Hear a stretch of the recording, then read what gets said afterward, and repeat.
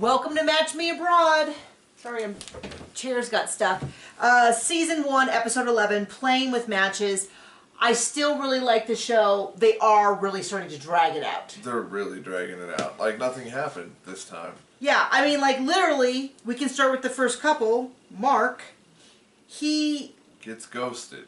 And all it is just him. He has a short conversation with... He's like, oh, you sell crepes? I had crepes this morning. That was it. That was the whole episode. And he called her. An hour later, she still wasn't there. He left an hour later. He left her a message that was like, hey, you didn't show up, blah, blah, blah. I saw a lot of people online that were like, good, he deserved it. And I kind of go, he's not that bad of a guy. Like, he was kind of a little douchey, but, I mean, I feel like people's bars for, like, public humiliation is really low. Like, oh, I don't know. Like, I felt bad for him. Am I alone in that I felt kind of bad for the dude? Because she had made this big deal. Huge deal. About how, if you want another date with me, you cannot. And so he's like, okay. And then she just doesn't show up. And then next week, Nina gets on him. Oh, well, you didn't give her an ass ultimatum. Dude. Well, my thing was, I thought he did. Right? I thought he did by planning another date with her. I thought that was his answer. Right. And she's the one who told him to go on another date. So this whole, like, oh, you know, like, she's kind of got this energy like, well, you shouldn't have been saying that you were going to date other people when she's getting serious. I'm like, that was your idea. You did that. And in fact, you can't even say, because you did that to Sanika. How come you didn't give all this, like, oh, well, so you're not that into Nordine if you don't... And then she gave Sanika a really hard time when Sanika was like, no, I like Nordine. I'm not interested in going on any more of these dates. And she's like, you really should go on our date. Okay, Nina, where did that energy go? And I know a lot of people are saying, like, oh, she's not really a matchmaker. I don't care. Right now, she is literally being a matchmaker, and she's really bad at it. She's on TV being a matchmaker. Yeah, so she's a matchmaker. I don't care if she's not an expert. She should be, because she's on TV being a matchmaker. Like, I get that that's not her main profession. To the world. Which means I'm even more justified in criticizing what a bad matchmaker she is. And she's inconsistent. So both John and I have a trait that we... it's called always being right. Deal. We are energized and motivated by keeping our word. I do not like lying. I do not like liars. I have a great deal of frustration for people who, like, this whole thing where she's like, well, no wonder she wants to be solo. Why are you going on other dates? Because you told him to. Like, not taking that personal ownership. And by the way, I am not trying to make this sound like us alone in the whole universe have that. I'm just acknowledging that some people don't feel as motivated for that, but a lot of people do. A lot of people feel exactly the same, where they're like, no, don't back me into a corner so I have to lie. Don't make me, even, like, we get really frustrated with, like, accidental lies where someone's like, oh, you said you do this. If I didn't say I was going to do it, don't you dare imply and say that I did and that I dropped the ball. Because I say no to a lot of things specifically so I don't drop the ball. So don't start signing me up for things where I screwed up when I had no part of that process. You will not see John madder than if someone implies that he dropped the ball when he in fact never had the ball. When I clearly didn't catch. And I am incredibly vain, and so I do not, I value my reputation.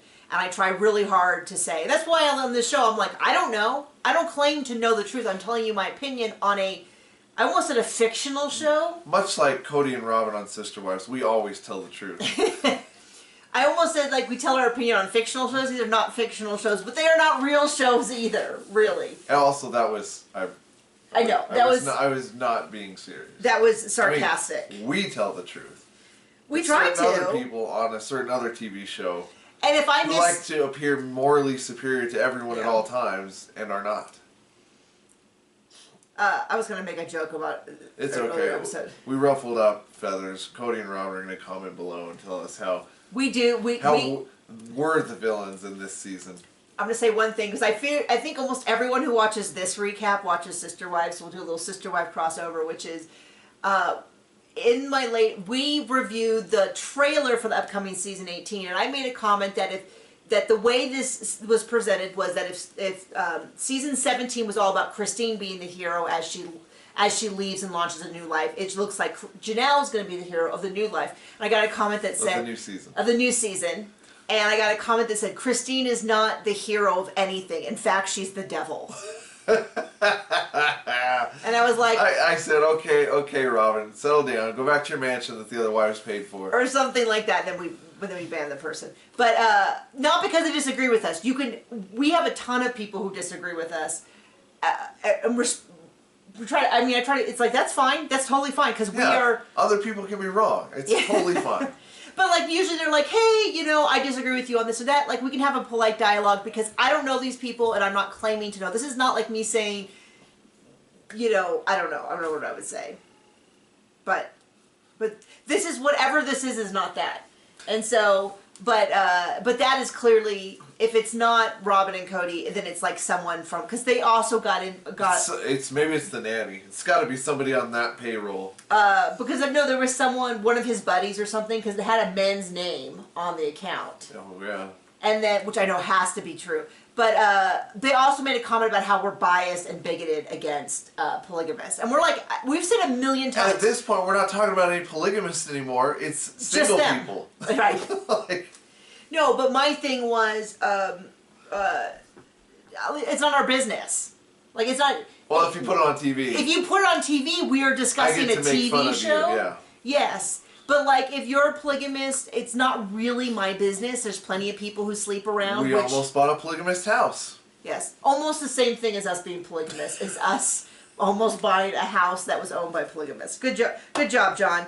So anyway, the next couple, we'll go with Chad, because Chad... So the point with Mark was that we saw almost nothing. I would have preferred... We certainly saw nothing of value. Just to have put that next week. And just get a whole, like, big storyline. Just a sentence on the screen. Scott got ghosted. The end. So, next. Not Scott. Whatever. Mark. But Chad. So we'll get to Chad. Now we're really going to talk about Chad. He's the one, they go to the public gym. Which was fascinating, because we've never seen a public gym like that. All of the weights had chains on them, so they wouldn't get stolen, which makes sense. But all I could think about was how inevitably those chains would all get twisted around. But then I thought, hey, that's a good workout. Could you imagine, like, your whole workout is to go to the gym and untangle all of because, like, they had, like, a bar, and then they had a stack of weights on each side, and so they just grab them and put them on and work out. And I was like, you could just go to the gym and you could just untangle it, and that could be your whole workout. Just grabbing two of them and spinning them around. Be a real functional workout. So they do that. Bubba? Beba. Okay. What I wrote down looks like Bubba. And I'm like, I do not remember her name being Bubba. So basically he says, hey, she thinks you guys are too different. He looks a little upset by that. And then they cut to her. I mean, I don't think this is a great loss. She was a very beautiful person, and maybe it was a translation issue, but she was very much like, I am Latin and beautiful and outgoing, and it's like, okay. She bought into her own hype. Really bought into the hype. I mean, maybe she is just very self-assured. I don't know. But anyway, he seems a little upset. They talk a little bit about going a little slower, and maybe something you're going fast and stuff. And he's going to go on another date with her. He's going to go on another date with her, or the first one? Yes, that too. Both? Yes. Okay. I was trying to keep notes, and our son was yelling. There was a lot going on, but I missed that part. But once again, not a lot of progress. Someone might have been distracted by the ticky-talkie. How dare you, John? How dare you? In front of my friends. How dare you? Okay. Michelle. We'll go to Michelle. I don't like her. Oh, Michelle in Prague. I was very defensive of her at first because I felt like the things that she were asking for were very legitimate. But then she got him, and then she hosed the dude. I mean, she doesn't have to be with Michael. I'm not saying... You could go on a date and you could just be like, hey, he's a nice guy. Bullet. You can be like, he's a nice guy. I'm just not interested. That's fine. But she mocked him on TV, and she was like, well, he's not very vulnerable. After the first date that was filmed for TV, she didn't feel he was vulnerable enough. So they set him up with this guy who, I don't know what his energy was doing, but his name was John, and he called Michael really annoying, which I thought was out of pocket, inappropriate. I mean, he's not a therapist, as near as I could tell. He was sort of like a guru kind of guy. Like the love guru, but not as good. But my thing is that if I genuinely hated a client, I feel like it would be unethical of me to work with them because of the kind of work I do. You wouldn't go on TV about it and tell them how. Oh, I definitely would never. How much they annoyed you. I don't even. Sometimes I have like weird interactions with clients. I work with, to be clear, I work with writers. We do Clifton Strengths Finders kind of stuff, and it's to work with people to figure out basically alignment, like what strategies can you be using in your life to get the most out of your current abilities so that you feel energized. I primarily work with writers because we can't go more than 2 videos without mentioning that I'm a writer. If you click below in the description, I have a link to my author page. You can go to any vendor and look up my books. You can buy them. Paperback, ebooks, or some audiobooks. Many of my books are in audiobooks, but not the whole backlist. But I work with writers. We deal with stuff like burnout, blocks, stuff like that, and sometimes several of my clients that I work with just need someone to talk, like to really be present, to talk with them as they talk through their goals and stuff like that, and then I ask questions. And in some ways it is like therapy, except I am not a therapist, and I would not work on issues that were beyond the scope of my abilities. But I try to always be present and really be able to see the best. And if I had a client, and I have encountered a few people in general that I was like, I've told maybe I shouldn't work with them. Because I feel like if I can't genuinely see the best in them, and I feel like I always can, so it's kind of a moot point, but if I can't see the best in them, I think it's unethical for me to work with them. I had the same thing when I was an archery coach, when I was a full-time archery coach. I really felt that if I had a client, an athlete that I was working with that I did not think I could see the best in, that it was unethical for me to continue to work with them because they would be paying me money for me to potentially sabotage. It never came to that, but I saw that dynamic with other coaches and was like, and I had a coach who thought I was a bad person. And you know what? It came through in his coaching. And he would undermine me in little ways so that I was always off balance and I always felt like I was like doing stuff wrong. And then when he came out and said it, I think you're an inherently bad person, as I was sobbing. I was like 22 at the time. It was wildly inappropriate. Once I left him and went to a new coach who did believe in me, it was like all of a sudden all these problems that I had just went away because they were really about the conflict between him and I, not the conflict with me and like the rest of the world. I'm not a bad person. I am not an inherently bad person. But shitheads can think that. Mr. Norberg. So I get mad. No, but okay. Back to Michelle. So they have this date. I don't really get what the date is. It was kind of weird. They were going to do meditation, and then Michael asked. I thought it was a reasonable question because they're going to do meditation about something, vulnerability or something. And he's like, "Well, what about the subconscious part?" And that's when they cut to an interview where the guy was like, "He's really annoying," and I was like, I don't know this guy, but I feel like I need to defend him because it seemed like... Seems really professional, huh? Yeah, it seems like, wow, this is someone I definitely trust with my vulnerability, someone who will go on TV 5 minutes after meeting me and call me really annoying. And then they're talking about how he's not very vulnerable, they need to get him emotionally naked. I'm like, am I the only person on earth who wouldn't expect 1,000% vulnerability on a first date? I don't know, maybe I'm just wildly out of line, so... Anyway, they do this. He does this thing where he like lays in her lap and she like strokes him. It was like heavy petting without any euphemisms. Like it was just literal like he was a cat. It was a cat. Now, I don't think there's anything weird about that. I mean, that's how sometimes when my son needs like soothing, that's how I soothe my son. And he does say that. He did say, like, it's nice for a man to have some vulnerability, like a mom taking for a child. And she's like, ew, gross. And now, he didn't say she's like a mother figure to me. He was just talking about an analogy. And it would be weird it would be weird if he had used a sexual analogy in front of this dude. I thought the whole thing was weird. If you're into it, that's fine, but I don't feel like him not being super comfortable with it meant that there was something inherently wrong with him. Because I think many of us, especially those of us with more puritanical upbringing, or sometimes I listen to how Germans talk. I saw a TikTok about like a typical a German was talking about very typical German stuff, and I was like, oh, I see our German heritage in this. A little more closed off, a little bit more like, look at all these people, why are there so many people here, that kind of thing. Why is everything starting late? I'm like, that's very us. Like, that's very us. So he's finally a little vulnerable, and she immediately like starts mocking him. Goes back to Katerina. Katerina says, it sounds like the more this thing went on, the more annoyed you got with Michael. And she's like, yeah, totally. And I'm like, you know, you do not need to have chemistry, but I feel like it's the same issue I had with Harold's. Try not being a terrible person. It's the same issue I had with Harold's first date, which was just, they're just cruel. Like, dating is incredibly difficult. And I'm not saying that I have never done anything inappropriate, but not like in a sexual way, like in a, like been snappy or annoyed or anything like that. I would hope if I was on TV, I wouldn't humiliate people.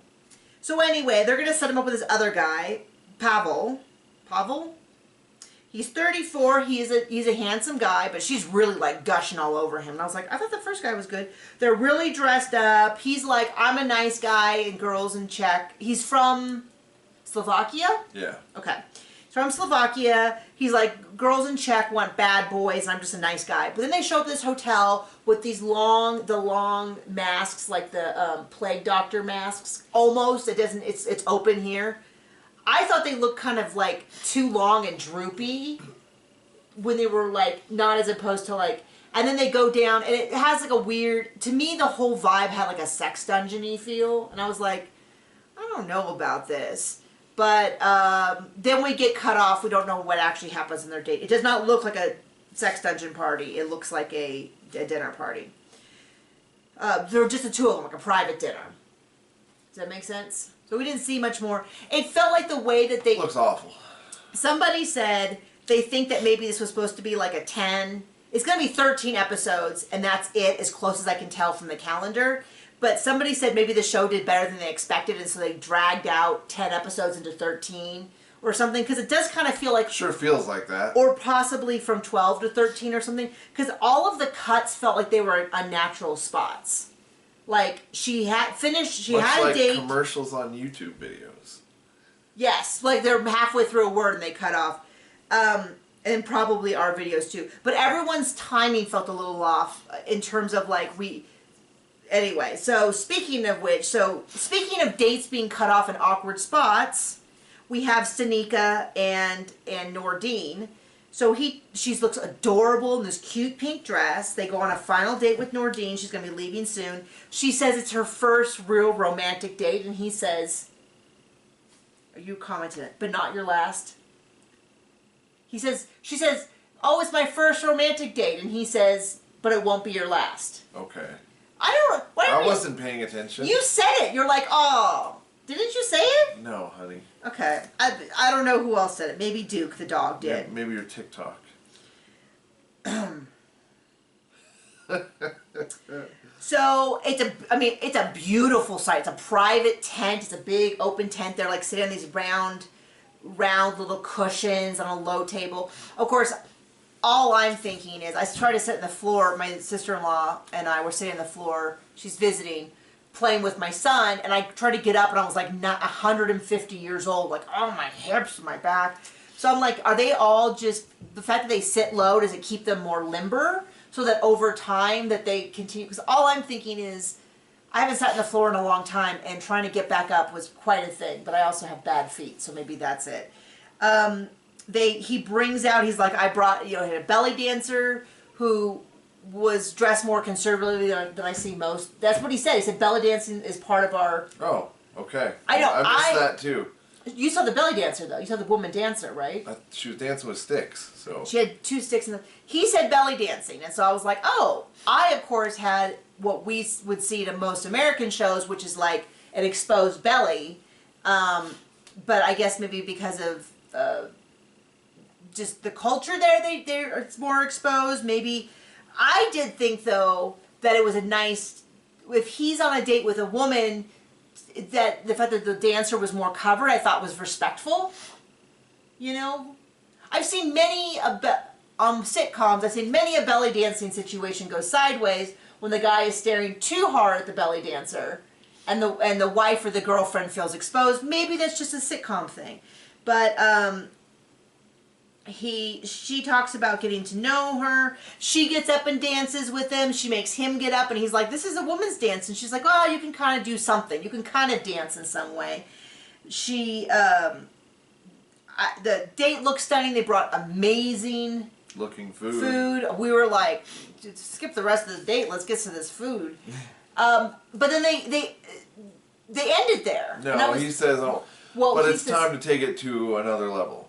But she doesn't know what that means. The end. The end. Yeah. Like, so there's all these like awkward breaks, and then the preview they show us makes it look like he's saying, like, they break up. I saw a lot of people saying they break up because he says, "You can either take me as I am or not," which in and of itself sounds ominous, but within the course of a conversation it can mean anything. And the editing on this show has been egregious in terms of... Well, if there's one thing TLC is consistent for... It's showing us things that look... Deceptive editing. Deceptive editing. Those of us who've watched Sister Wife for years, where we thought there was going to be some big fight between them, and then in the actual episode they go, "But that's just Cody." Should have said, "Just wait till season 17. Yeah, right? Could you imagine? So that's that, and that's it. Speaking... No, we have one more. Are we serious? Yeah, we have one more. We have Harold. Oh, yeah. Is that your mom's swamp cooler? No, yeah. I don't care. The swamp cooler keeps breaking, which is the only thing that's keeping us from dying of heat. I know, we are not alone with the heat, especially in the U.S., but also we're not alone in constant things breaking and costing us money. So anyway, we get to Harold. Speaking of deceptive editing, we have Harold. Harold, was going to buy this ring. He's walking around trying to decide. He eventually comes back. He says, "She's worth it. I'm going to buy the ring. I want to get a blue sapphire to match her eyes," which is a beautiful reason and to pick out a particular ring.